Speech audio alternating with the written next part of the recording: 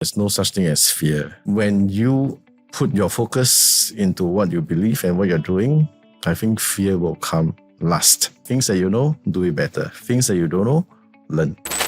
This is an Inside the Minds of Titans conversation with Aston Soon, who went from one simple Western food store to over 42 restaurants and now looking to expand worldwide.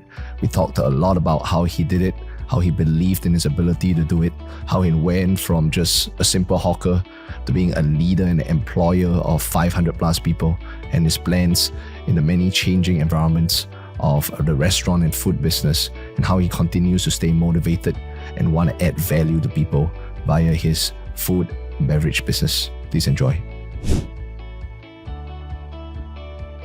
What is up, folks? Mel right here. Here's another amazing Inside the Mind of Titans podcast. And today we got the one, the only Aston with us. You know, I just want to tell everyone a funny story. I eat so much at Aston's, the ranch place. I just go there over and over again until they started giving me like a always come here discount. And then eventually one day Aston popped by as I was eating, because the food amazing, a little plug right there. Food was amazing. And Aston came by and he said hello to me. And afterwards, I was like, who are you? He said, I'm Aston. And I was like, wait a minute, isn't that the name on the signboard? He's like, yeah, that one is me. And, and we started talking. And eventually I heard this amazing story of how he started out in a humble place and just built his entire restaurant empire. And I thought this was the most fascinating story ever. So Aston, thank you for joining us. Thank you for having me. So Aston, I just think the story you shared with me was fascinating. How exactly did you start out in this? Because you shared with me that it wasn't like, you inherited a whole bunch of money and immediately had a restaurant empire. You actually started out working for someone else. And how did this whole entire learning about this industry, cooking, everything start? Right, actually I started very young. So as I said to you, when I was 7, I am actually peddling, homemade cakes by the street, whereby it's unlicensed. So in Hokkien, we call Zhao Tei Gu, Zhao Tei Gu. All right. So when the hygiene officer come, we'll just run, So that is my very first taste of, some sort of, I would say job or maybe a small business for my mom, helping my mom. All right. So from there, I think I'm the outgoing personality and I like to learn new things. So I started actually working on every school holidays since then, in coffee factory, as a packer, as a laborer, many things, So, and finally, somewhere in Sec 4, I ended up in a restaurant, in a Western steakhouse. So that is where I developed a very, very strong passion for steaks. You were very, very clear pretty early on, right, that you wanted to get into this line, which is kind of interesting. Not many people know what they want to do, but you were pretty clear that you wanted to be honest, I don't like studying. Yeah. So when I get into this restaurant, I actually have I enjoy with a group of friends that's working there, which I know from there, and I think this is what I enjoy. So, and of course, meeting people, having the different experiences during the job. Okay, that makes it very interesting. And I thought, okay, this is what I want to go further. And my interest just grew stronger each day. What drew you to the restaurant business, right? Because your mom was having you sell illegal cakes there, blah, blah, blah. But you went into restaurant. How did you get in? And what do you like most about it? There's so many parts of restaurant. There's operations, there is probably the kitchen and etc. So how did you get in and what drew you? Having a restaurant is not a pre-planned thing, it's not in the blueprint of my life. It's just that I have been working since in the F&B industry. Since 1988 till 2003. And that is where I decided to call it a break and try something else. And I went into some other irrelevant industries to F&B. All right. So somehow or other, I still find that I prefer F&B. And during that time, I'm trying to find a space in the school canteen to actually do some simple Western food, And why school canteen? Because my first child is coming. So I thought, oh, maybe one day when she grow older, she's on holiday from school, I also go holiday with them. Yeah. Yeah. So that was the first thought, but it did not materialize. They didn't approve you. I don't really get the way to the school. Yeah. All right. So along the way, I saw a coffee shop store, and it's reasonably affordable for me. You know, startup, you don't have much money. Yeah. All right. So I just took up the store, and it's a one-man operation with the help of my family members. Oh. Everybody chip in, you know. So that's where I started my first Astons. So let's talk about 1988 all the way to 2003, right? So there's a whole process about 15 years. So do you do many all the different jobs within the restaurant industry? So you learn a lot of things. No, as far as I can remember, my first was doing the street peddling. Yeah. And then I work in a coffee factory. And that coffee factory, there's no pay. Oh, wow. So what they give me, because I'm just 12 years old then, you know, so they give me, free coffee powder for the family, free milk, you know, anything with coffee, milk or tea, they supply me free. Yeah. All right. So that's to compensate my salary. All right. Then I went into, packing of, packed products for this group called Lion. I think you know the toothpaste and all that. So work as a packer, all right. Then I went to a fashion warehouse to pack clothes also. Yeah. Then I help out in a coffee shop store. They're selling duck rice. Yeah. And selling fishball noodles. My mom actually has a fishball noodle store in the past. Wow. All right. So I help out in this area. And I also went into selling Christmas cards. Yeah. Buying the cards and go door to door to sell the cards. Yeah. Okay. And also been a one-day caddy. Yeah. Carrying the golf bags for the golfer. And also as a labor. Yeah. Helping to move things from the container to the warehouse. Wow. And also let me think of that's one. That's all right. You kind of mentioned before that you work at is it Kenny Rogers or something? I used to work in Kenny Rogers. Yeah.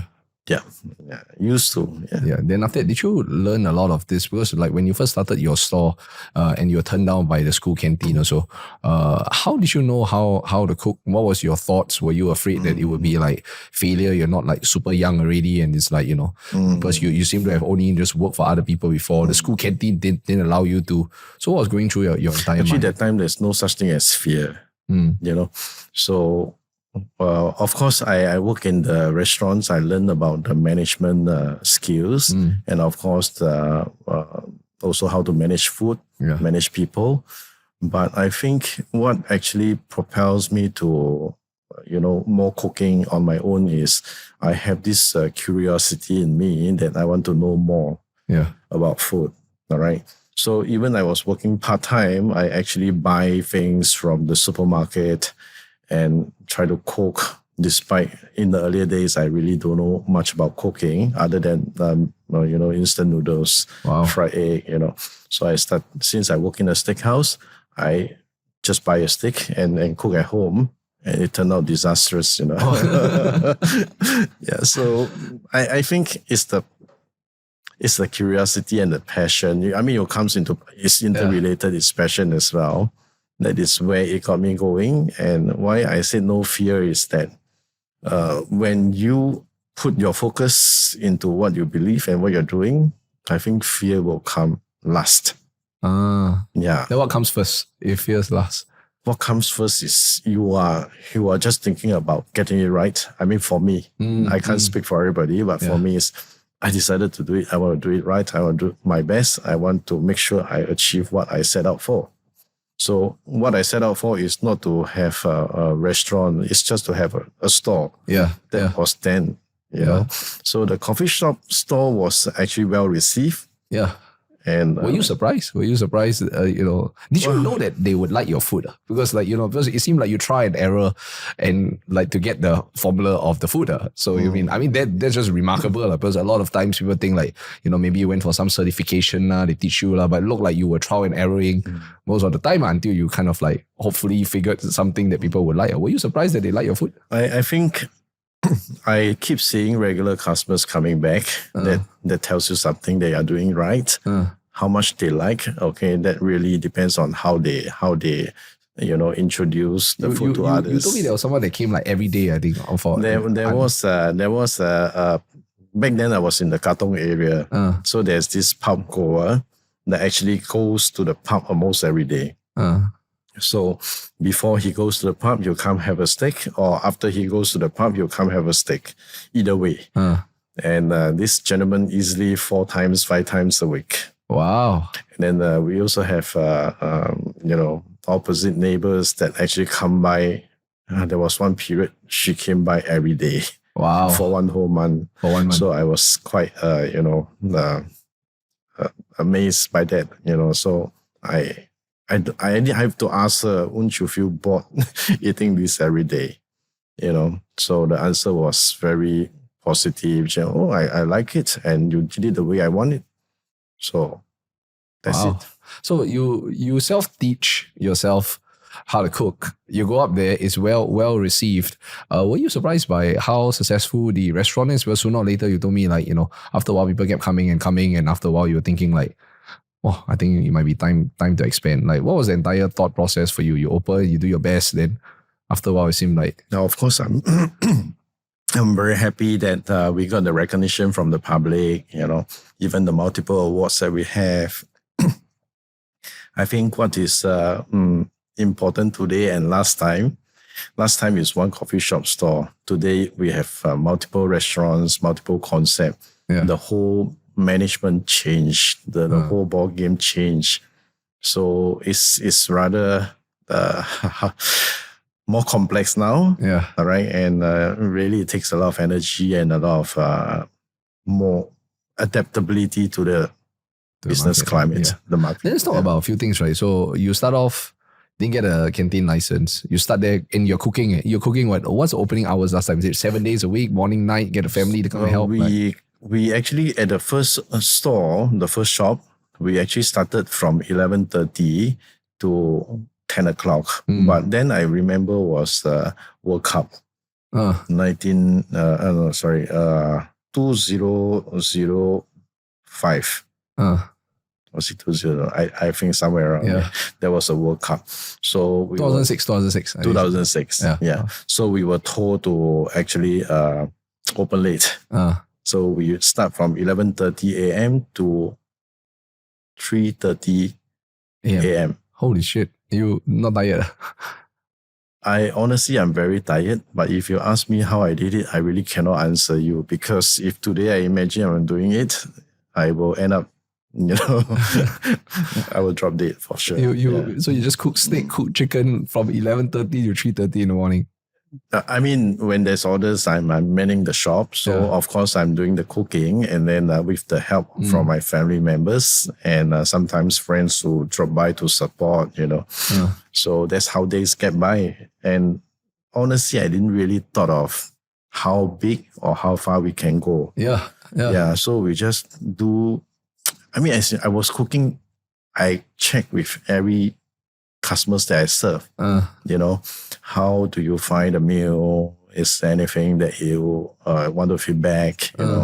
So I think this is very important. The personal touch. I mean, it's not about the business. It's more like I want you to enjoy. Yeah. If I fail to make you enjoy, please let me know. Wow. So how can I improve, or how can I take in your suggestions? I think that is something that I always look for. Oh, okay. And at one point in time, right, they go through your mind that, hey, I think it might be time to expand. I think we're doing actually pretty well, because at first you're like, well, I sure hope this goes well, and then after a while you're like, hey man, I think it's going pretty well. It's time to expand. And like, what went through your mind, and were you scared to expand? Because it's like all you do is like cook steak and now you have to mend two things? Is it in your mind to kind of do it? Now, are you going to be at two places? You need to hire people, etc. So what went through your mind to want to do it? Actually, the expansion, we got invitation from landlord, to expand. And then once we expanded, we find that, hey, the business is also that good and it's getting better. So we just expand along the way, So mainly is by invitation. Yeah. Did you know how to hire people at that point in time? Because you would just yourself? Of course, we hire more people. Then back then, the labor situation is still okay. Yeah. You don't always get people, but you still can get people, unlike today. Yeah. What was it like being like a business leader? You just went from like a chef, manning, or like a hawker chef. Now you're like tauke already. You hire people. You got you got different outlets. Well, did it affect you? Change your thinking? Yeah, of course. I always feel that every major event in your life is a turning point. All right. So before that, I was a worker, and I rose through the ranks, and I become a managerial staff. Yeah. And then eventually I set out on my own journey to do a small business. Yeah. And the small business become a bigger business. Yeah. And then, of course, along the way, I have to learn a lot of things, right? So, end of the day, a lot of things I felt it has to come from within oneself, all right? So, things that you know, I always say, things that you know, do it better. Things that you don't know, learn. All right? So, that is something that is very simple, but is yet very difficult to achieve at times. Let's say like some of the things you don't know, so like you suddenly don't know what you don't know how to hire, you don't know how to be a leader. How were there mistakes that you faced and how did you overcome some of these? For hiring people, honestly, I put in some logic here. All right. So when someone comes for interview, that someone is going to tell you his best records, right? Of course, you recognize that, but what really what really you can judge is when this person go on the job. Yeah. Okay. That is where you have to see whether you match up to whatever they say. The point whereby, when you interview this individual. All right. So there's no 100%. Okay. I think we are willing to give everybody a chance, but I think the follow-up performance is the one that will carry more weights. Yeah. So I'm not hiring a staff guru. I'm not hiring an expert. Yeah. All right. So I just talked to anyone who come for the job, and I can feel that of course you can feel some of the telltale signs, whether, this person is interested or just trying his luck or just really, trying to do something without knowing what he wants. All right. So, yeah.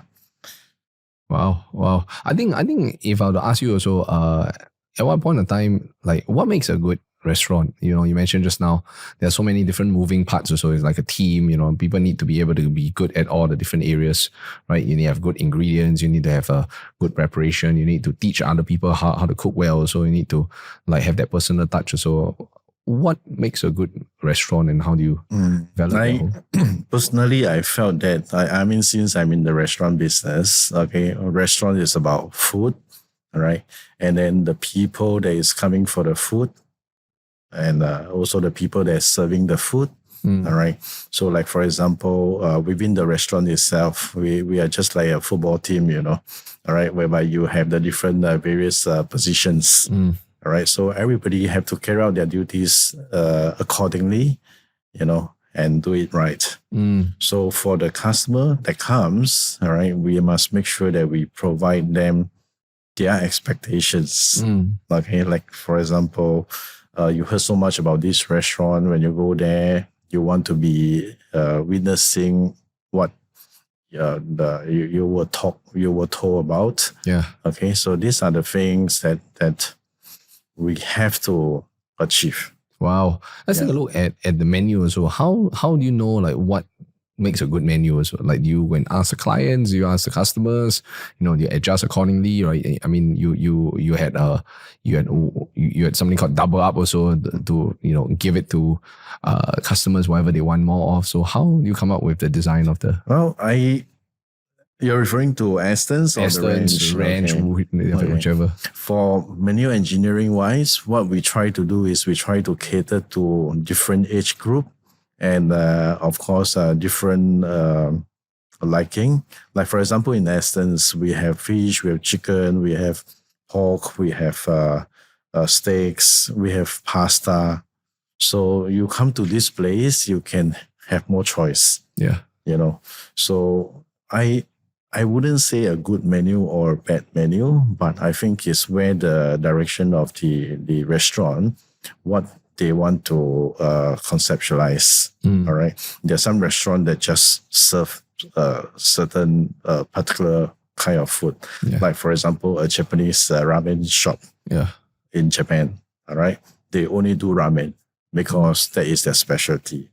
All right. In Singapore, our food culture is also different. I mean, of course, from country to country, the food culture is all very different.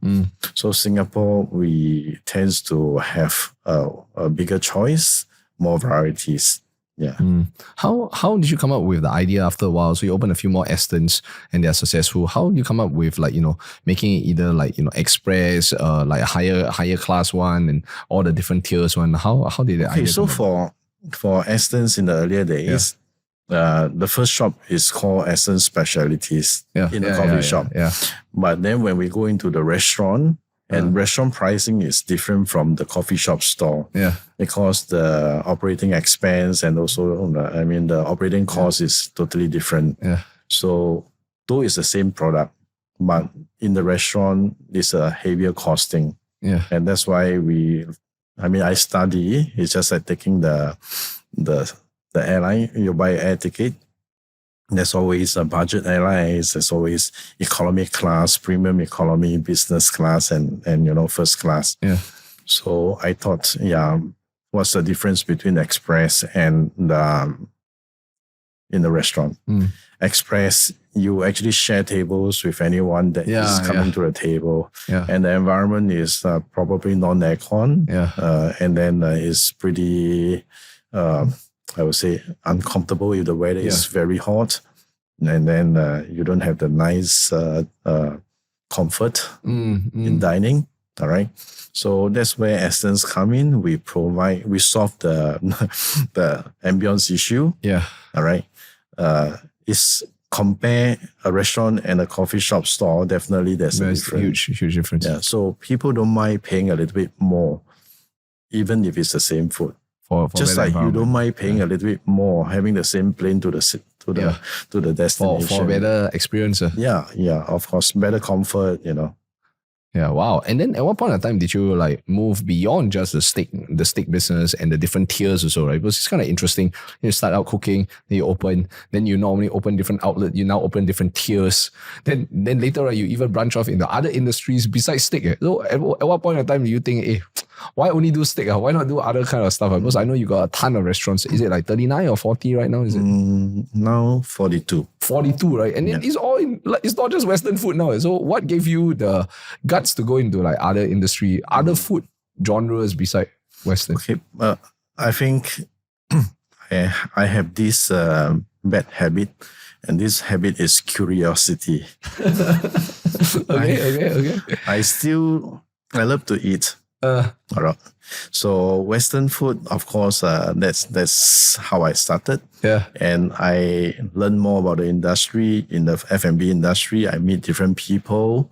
And of course, I have experienced different cuisines. And that's where, you just cannot stop thinking of doing something that is something that you like and you're curious about. So that's where I love Japanese food, and that's where I started Japanese restaurant. I love fried chicken. I started a fried chicken restaurant. I love, Why? You can like something without studying, but you can study the industry. You got very excited about it, and you want to do it. Well, that's where the danger is as well. So for me, I follow my heart. I don't follow the figures. All right. So if it's sustainable, I'm happy. All right. So it's more like bring the good food to the masses. I mean, for me, my business strategy is very simple. A business should make money. Yeah. So long the business is making money at the net, I think that is good business. All right. We are not like, wow, we target how much revenue, how much net profit, that kind of things, so long we can make. All right. But your entire goal was always to provide people with excellent food, but always value. There's something about Aston's right from the beginning that value, the idea of value for money was always quite. And the value for money is exactly the just like the business principle. Value for money means you enjoy the food and you find its value. That's because I choose to make very little, so long it's making. All right. So it's healthy. All right. So rather than if I price it very high, then I probably you don't see the value and probably you don't get we don't get that kind of volume anyway.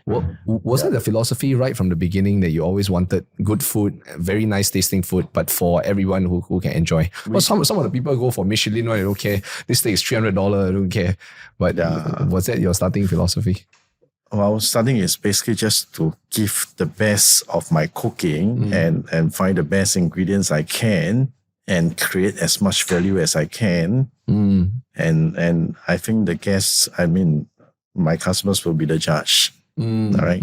So if they like it, they will come back. If they don't like it, then you know something is wrong. But I love the idea around just value, because I think not many people think about that also. You get the best experience, get the best ingredients, get the best food, make it valuable for money. And I think that's the reason why people come back over and over. And I'm a customer. I go back over and over and over again because I'm like, man, this food is like, and if I were to think about why I go back also, it's because the food is excellent, the price is reasonable. I think to myself, hey, actually this is very nice. Like I don't think, then here's an even better one. I don't think I can get this somewhere else. I think logically, who will reject value? Yeah. Nobody. All right. When there's value, that is already one big draw.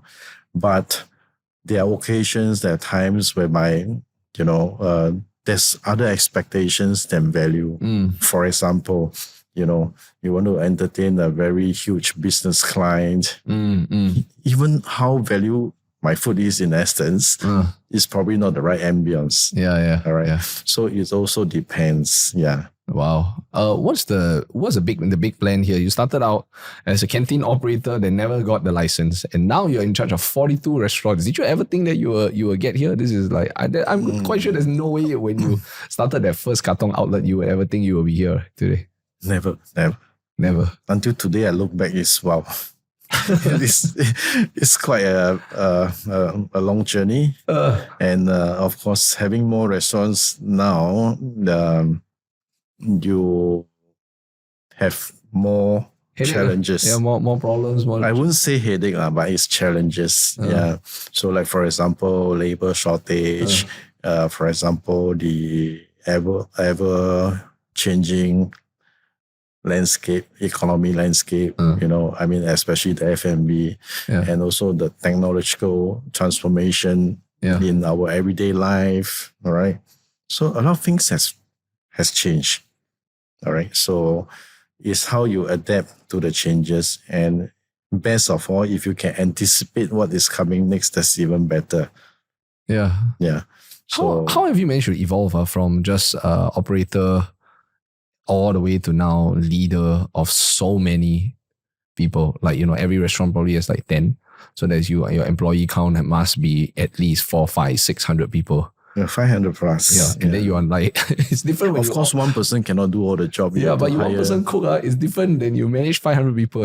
That's why I say it's a different ball game. You see, when you manage a store while you are still very much involved in the day-to-day job, it's actually quite straightforward. Yeah, it's quite straightforward. Yeah, when you go back home, it's pangkang already. You really rest and you really just try to recover physically.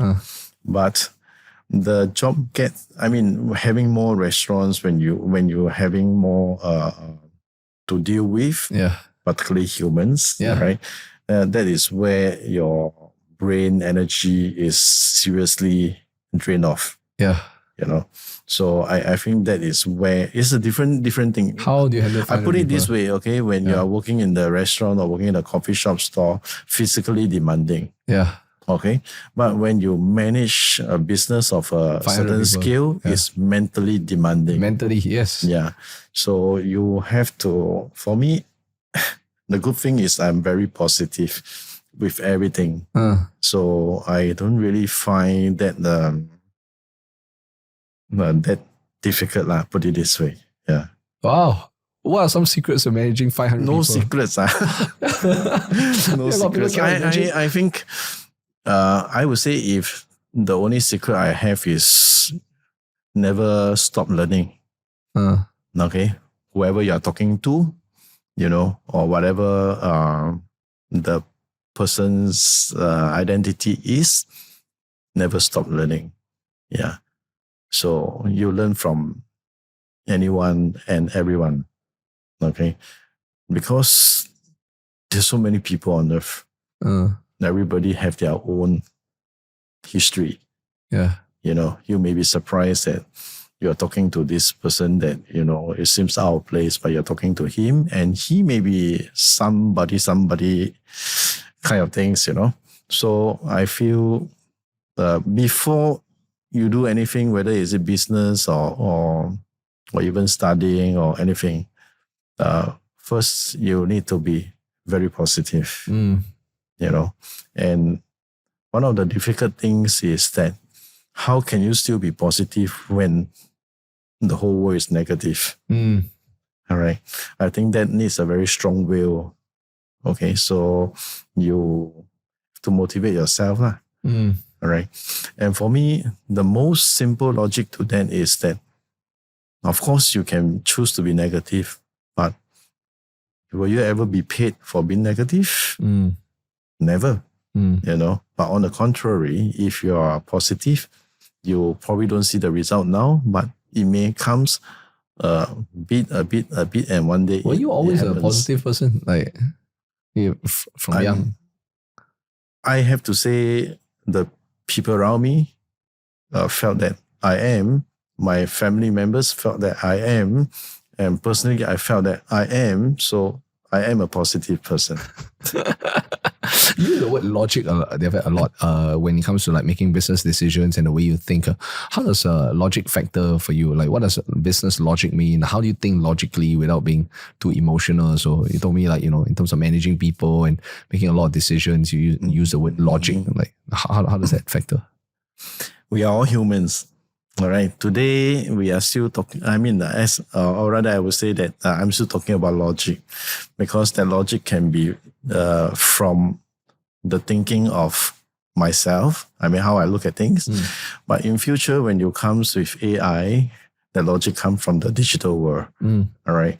So what I meant by logic, all right, there's always a cause for something to happen. All right. So you have to determine why, how, when, So you can put a scenario to me, which I can probably share my logic on that.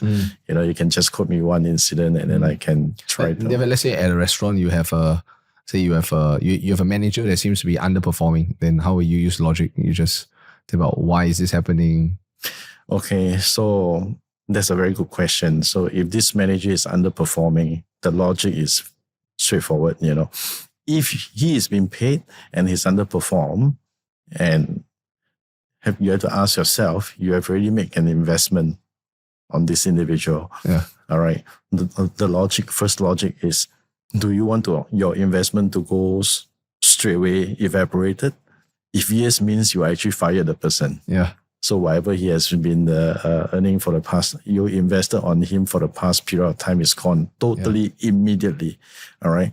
So the next logic, positive logic that I would say is that does this individual knows that he's underperforming? So you have to ask about all the uncertainties in this whole question. All right, this person is underperforming, but why is this person underperforming?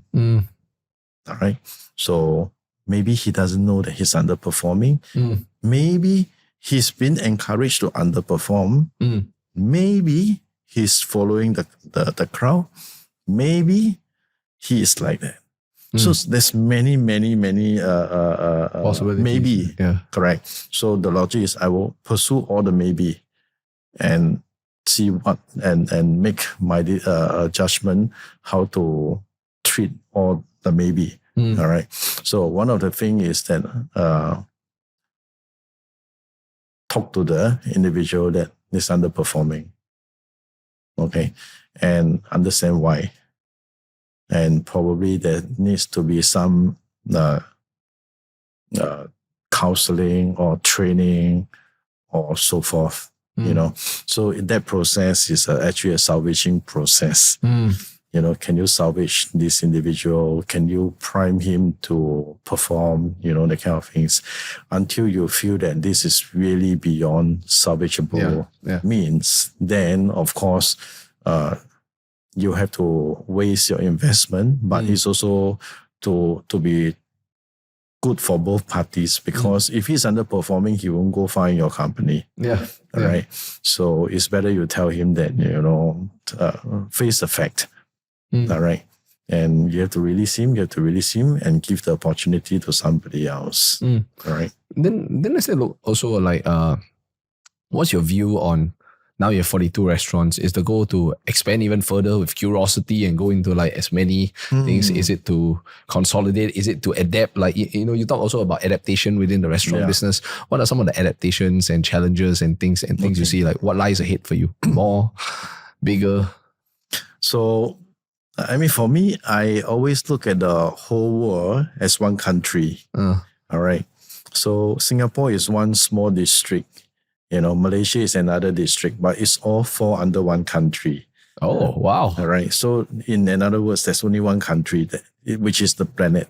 All right. Okay. So for us, we are in the district of Singapore. So how can we bring our brand to the other district?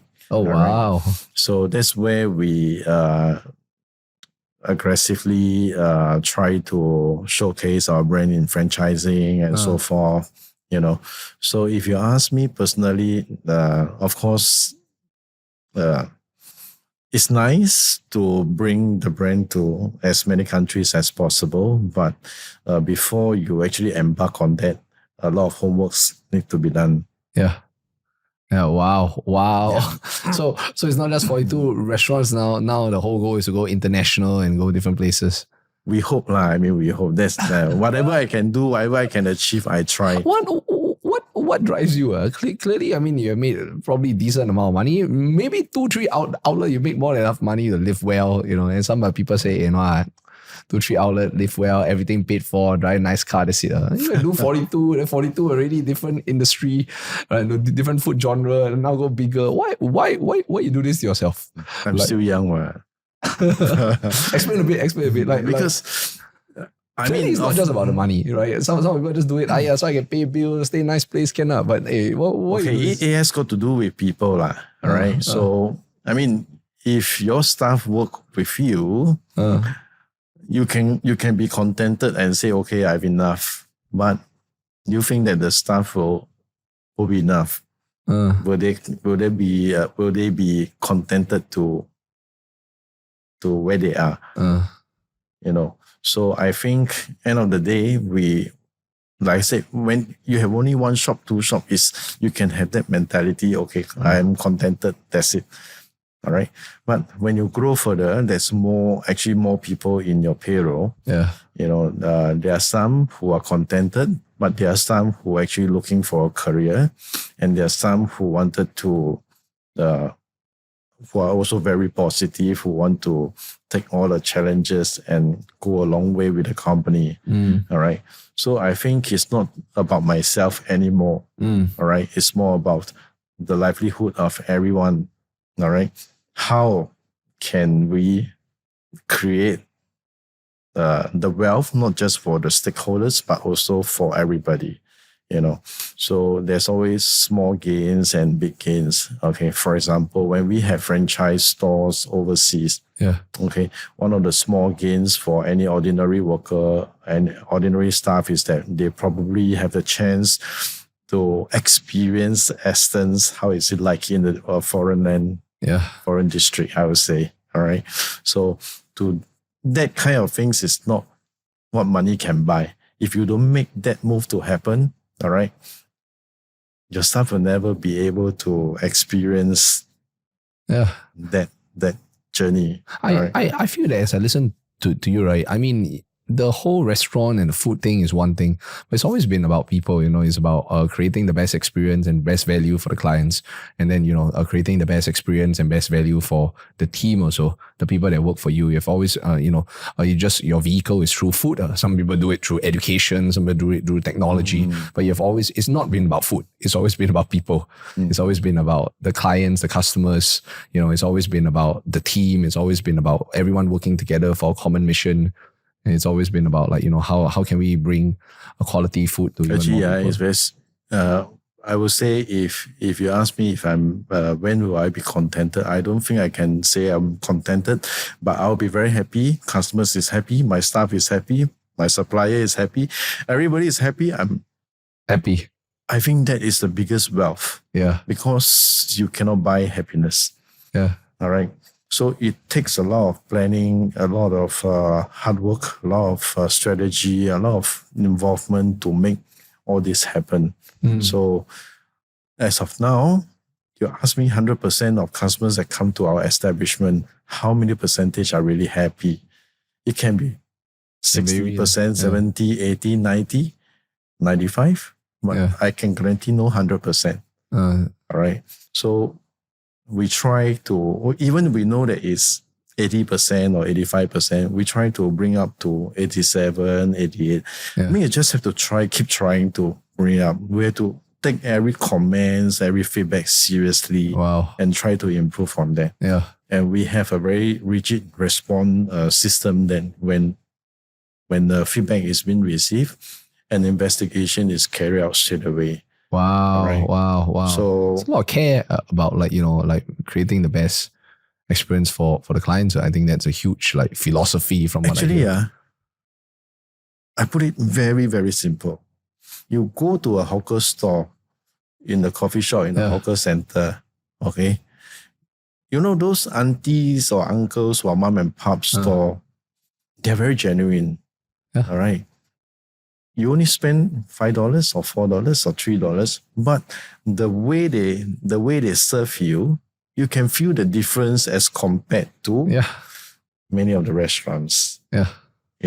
So I hope I can achieve this, whereby through empowerment, all right, our restaurant management, they can have that ownership and actually do it in that way. I put it, Wow. So it's really very difficult. But it is not. It's definitely not as easy. But I can see that there's a good guiding philosophy. I think my final question for you is, let's talk a little bit about adaptation, right? Because food, people think food, that one, food is food, right? But what are some challenges and changes you see in the landscape, and how are you guys adapting? And therefore, etc. Because people understand that maybe from tech, business, marketing, but food, what are some challenges and? Okay, food and technology is actually interrelated as well. Okay, let's start from the business perspective of food. All right, 20 years ago, all right, you want to cook something. You first had to find the recipe, all right? Or you get someone to teach you, all right? And this recipe is either you take from the Straits Times. I believe there's one portion whereby they put a recipe. Or you buy magazines. There's some recipe page. Or you learn from friends. Or you go to library. Or you go to bookshop. Okay? Today, all you need is Mr. Google. He will teach you how to cook. You just punch in to your whatever you want. your smartphone, not even a computer, just smartphone, because you're traveling everywhere. You don't have a laptop with you everywhere, but you have a smartphone with you every time. Yeah. You can just punch in and you can find out more about the cooking, more about the food ingredients and so forth. So in simple, today customers are very knowledgeable. Very knowledgeable. Okay, so I think you don't try to, kasat them with something that's not true, not factful. All right. So this is one part. Okay, so for the technology-wise, it's also like, for example, certain dish you have to do from scratch, which is very labor intensive. Yeah. How to employ technology to help you definitely make it faster. Yeah. So this is where we have to learn to adapt. And also given the labor situation, all right, how are you going to adapt to the very low manpower that is available, right? So, and also one thing that we witness is after the COVID-19, all right, consumer habits change. All right. So how are you going to put that into into our business discussions? All right. So this is what I mean by adapting to the a lot of changes, ever changing. Yeah. It's just all the different type of changes. So the online, last time there's no online live streaming, that kind of things, right? I mean, when I came out to the F&B that time, there's really nothing like this. Yeah. But today, this is just common, normal. Yeah. Normal. Wow. So that's why I said we have to really adapt to the changes that are happening. Yeah. I say my final question for you is like, if you can just give like 5 big lessons you have done this very long journey, 2004, 2005, all the way to now, 18, 19 years, starting a little store now, doing global, that kind of thing. Not just like off the top of your head, just business advice, life advice for everybody watching. Share lah. I would say share. Yeah. Okay.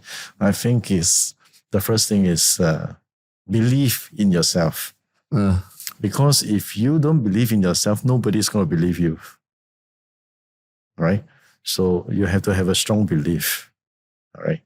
And also, secondly, you have to be self-motivated. All right. No road is smooth. All right. Every journey is equipped with a lot of surprises and maybe boogie traps. All right. So you have to be self-motivated. All right. Number 3, I think the other thing that I have missed out is, though education is not all, but you still need a certain level of education to help you when along the way in your business. All right. You never stop learning. Never stop learning. Okay. 4th, I think the leadership is very important. All right. So you are leading yourself initially, but eventually you'll be leading the pack.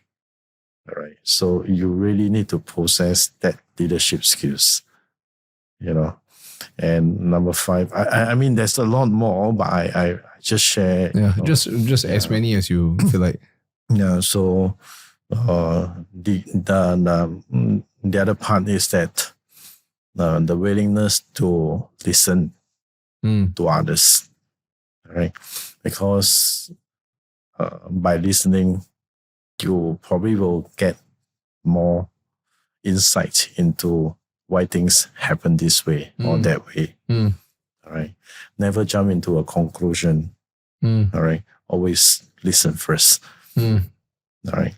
So there's a lot more like for example, we should avoid impulse, we should always be composed. There's many things. But end of the day, I still find that the one thing that really mold me, as in a person, is my life journey. Yeah. Right. Because I lost my parents at a very young age, and we been left to fend for ourselves, of course, with the help relative,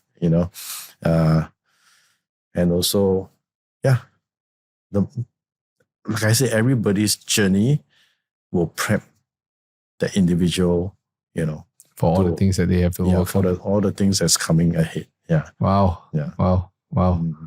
Aston, this has been incredible, just insight, right? Just how someone starts really, really small and humble, and then really expand into every area. And I think the one thing I love about this conversation, first of all, is about curiosity, right? Like, I still don't know that how you go and self-teach yourself to cook the first time there, and you self-teach and people like it, right? And then to see your learning and growth from just just a hawker store operator to now owner of 42 restaurants, from just employing your relatives to 500 plus people, different genres, now going international, and all the things that you have learned also. So there's been very, very inspiring, and then and still you're learning and adapting and just wanting to have the core philosophy that add value also, I just my final thing I want to ask, has there ever been a time where you think I don't know if I can? No, that is when you start to have doubt in yourself, and that's where you are uncertain about yourself. You should not let that happen. Sometimes it does happen. Honestly, it happens to me as well. All right. So when that happens, I think I will fall back on logic again. All right. Ask all the why and how and when and blah, blah, blah, and then you sometimes it's not so difficult to get an answer out of that. I think what we are at times facing is that we did not really give space to ourselves to really go into deep thinking. All right. So last time I don't understand what is deep thinking. All right. But now I really understand. And sometimes I really overdo it, too deep, and that becomes is actually not a good thing, because when you go too deep, sometimes it affects your sleep. Yeah. So I think you need to give yourself a space and really come with a very neutral and positive attitude to look at the problems that you face. All right. No problem cannot be solved. If it cannot be solved, it's because you fail to find the right solution. All right. So this is what I always tell myself. You may not be the best. Maybe it's the second best solution, or maybe the third best or the fourth best. All right. So long you put the options on the table. All right. You will choose. You have to choose one eventually. Never run away from it. Yeah. The worst part is running away from it, So when you run away from it, it's going to be a big disaster. But you have made your judgment call. It may impact something down the line, but at least a judgment call is being made, rather than, you can't be having a sky that is dark all the time. You need to have sunrise. You need to have sunset. Yeah. So yeah, that's about it. Thank you. Thank you so much, Aston. Thank you for having me. Thank you, guys. And so, guys, incredible interview with Aston. Really hope you guys are inspired, learned a lot. And I certainly feel like there are a lot of things that we can do, be curious, learn, adapt, and don't have the self-doubt. And just constantly think what are greater ways we can add value to the people we have. So hope you guys enjoyed, and we'll see you soon.